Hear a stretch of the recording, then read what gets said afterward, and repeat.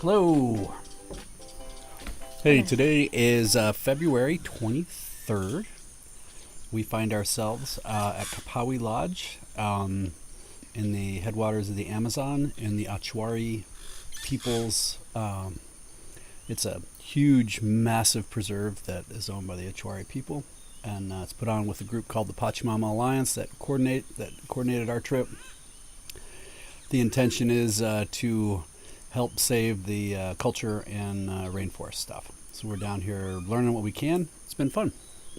Yeah, we've learned a lot. It's been really, really great. And yesterday, when we finished up our last video, we did a couple other videos. We ended up taking the boat, and we went from here down one river out to what's the other river? Ishipatong. Pastanaza. The Pastanaza River, which is huge. It's a big river, and that's one of the primary tributaries of the Amazon itself.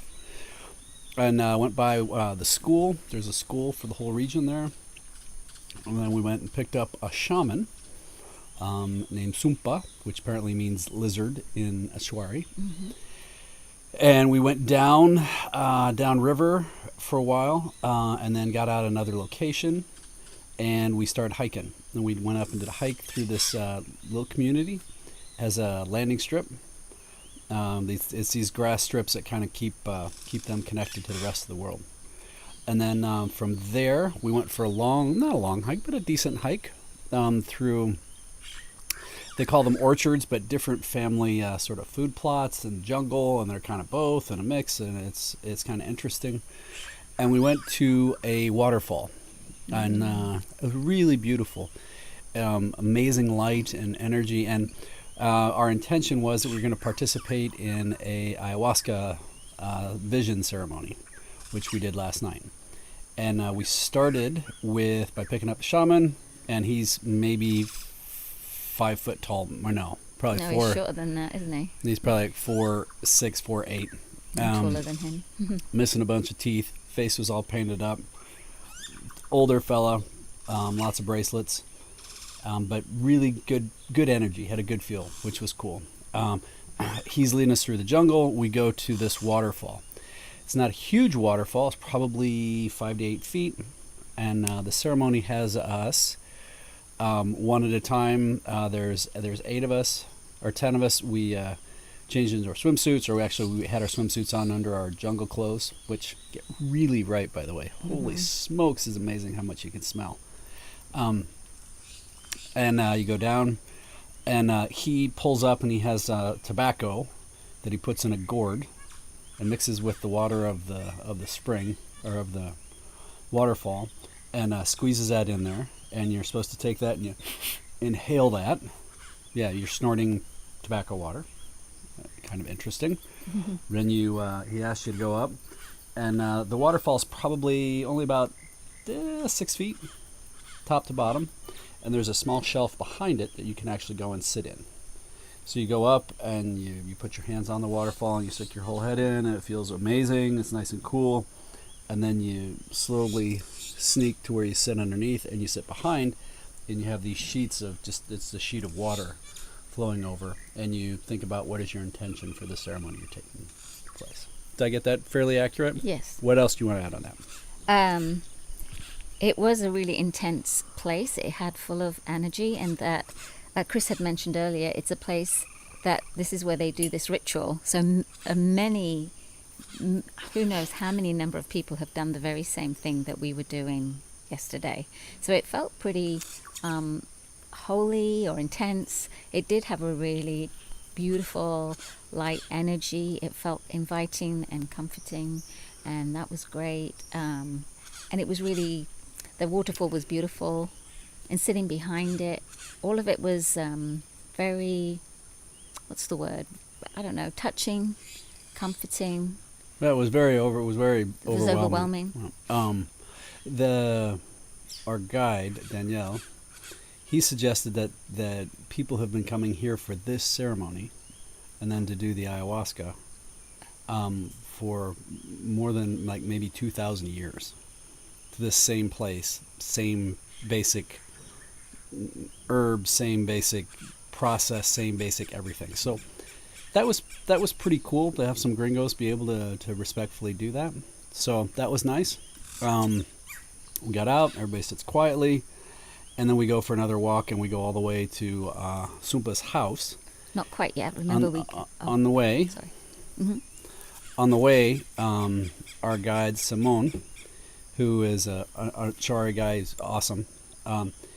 He stops, and every 30 to 50 feet, which in the jungle could be 100 miles because you can't see anywhere, but he finds really cool places to clears out, makes sure that there aren't any snakes or bad bugs, and then he goes and he'll take out some big palm leaves or banana leaves or some kind of leaves and sets those down on the ground. And then we sat there, and we were asked to sit there for about 45 minutes and just quietly, independently. And then you'd move on another 50 yards or whatever to the next person, and so on and so on and so on and so on. And we both ended up getting set up against these huge, beautiful trees, which we really love. And I know for me, I laid down and was able to look up into the canopy, and it was just really cool to see that, and then to see all the life that was there. And there are these great, big, huge butterflies, which I found out they're like about this big, and they're bright, brilliant electric blue. And I had one came and it was right in front of my face. I could actually feel the wing beats of the air getting moved from this butterfly in my face, and just watching that for a while and seeing all the ants and the other animals, and it just was it was nice to have that forced quiet time. Mm-hmm. How about for you? Yeah, it was really good. Chris was a lot of people were watching nature as it was unfolding before them. I chose to close my eyes straight away and lay down, and cut out the eye sensory, but pay attention to the noises I could hear and the sensations I was feeling and the tastes and smells. So I did it that way, and actually stayed that way for quite a long time, and it felt really beautiful.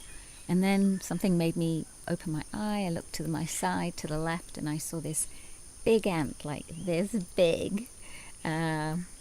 Which we learned the day before from Simone it likely is a conga ant, and if that little bastard bites you, that's not a good thing. No, you end up getting swollen, and that could be really uncomfortable. So, but anyway, I was aware of it now, and I thought, oh, okay, maybe I don't want to keep my eyes closed. I think I'll watch where this ant goes. And once I was watching that ant, I then noticed many other ants on the ground. The ground was actually humming along.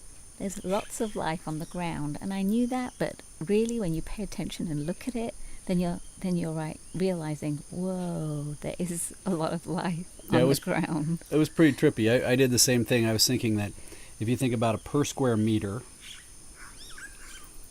from the ground, from the canopy all the way down, there literally could be 1 million ants in that 1 square meter.